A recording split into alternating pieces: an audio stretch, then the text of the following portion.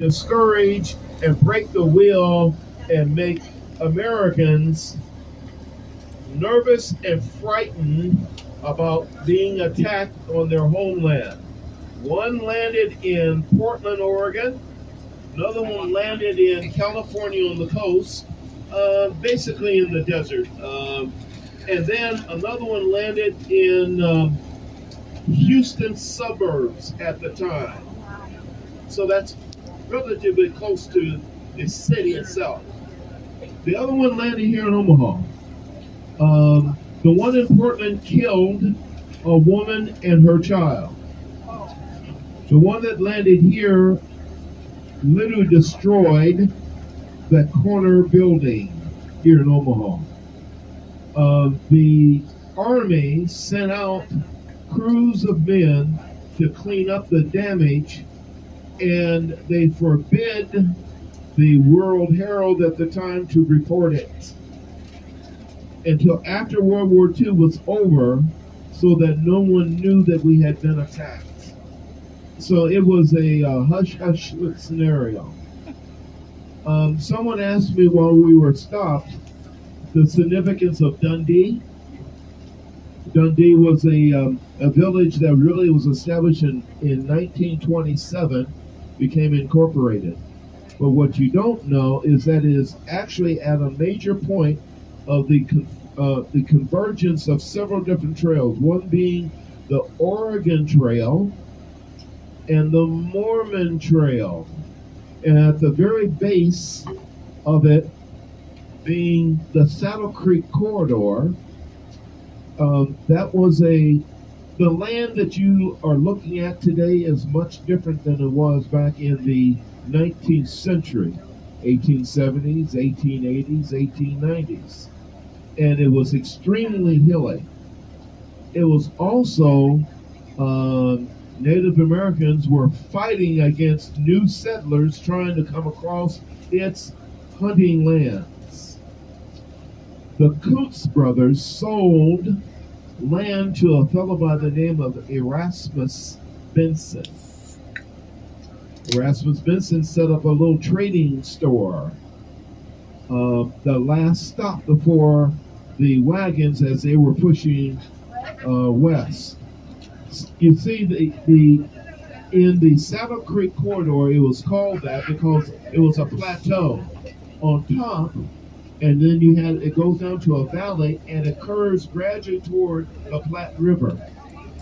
And as it curves toward the Platte River, it's much lower. Well, the Indian tribes, let me tell you who they were.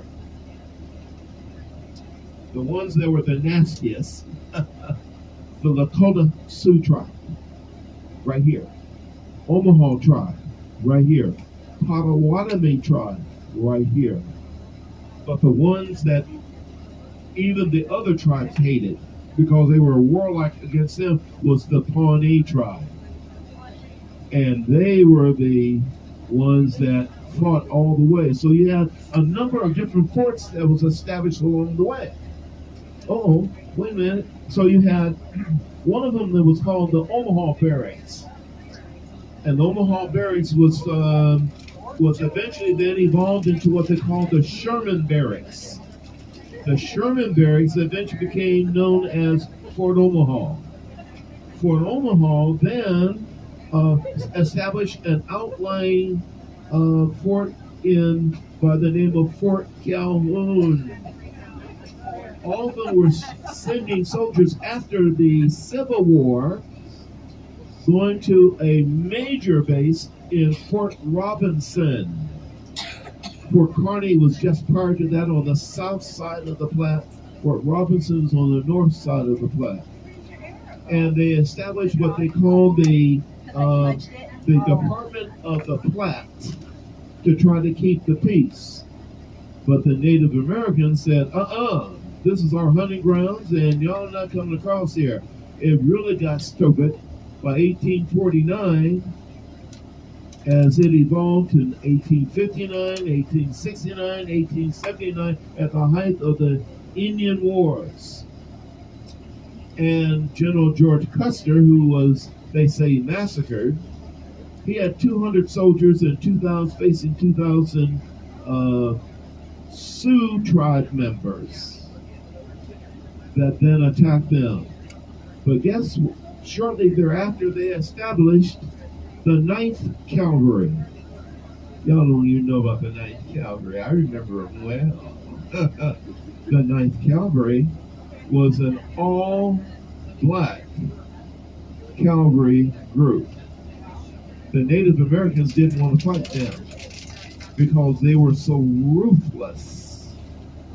And they said, why do you call them the Buffalo Soldiers? Well, because they had hair like the wool on the buffalo.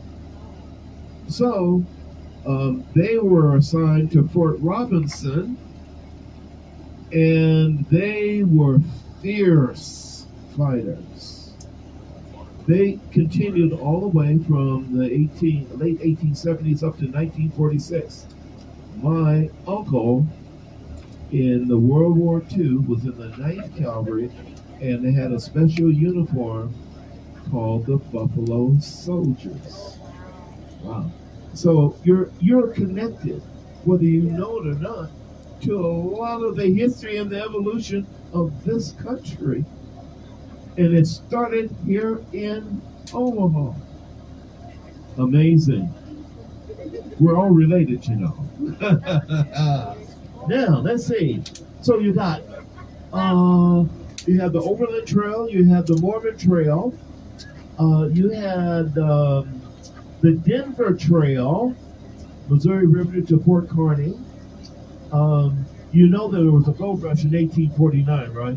That was craziness, because you had some Easterners that said, I'm going to get rich by panning for this gold. And they found gold in Colorado, and they found gold in the Black Hills of South Dakota as well. Some of you may have been there. I tell you what, Keystone Trail, Turner Boulevard, we're going to go by in just a second. That was a major arterial for everyone going west, being outfitted by the jobbers in downtown Omaha. There is one jobber that's still yet, and if you go into their store in the back room, you can see all the stuff that they used to sell in the 1880s and 1890s. Johnson Hardware. Do you know what that is? Yes, you do. You know where the post office is downtown? Yeah. It's right across the street. That was one of the premier outfitters for jobbers and for wagon trains and those that were going to go west. Wow.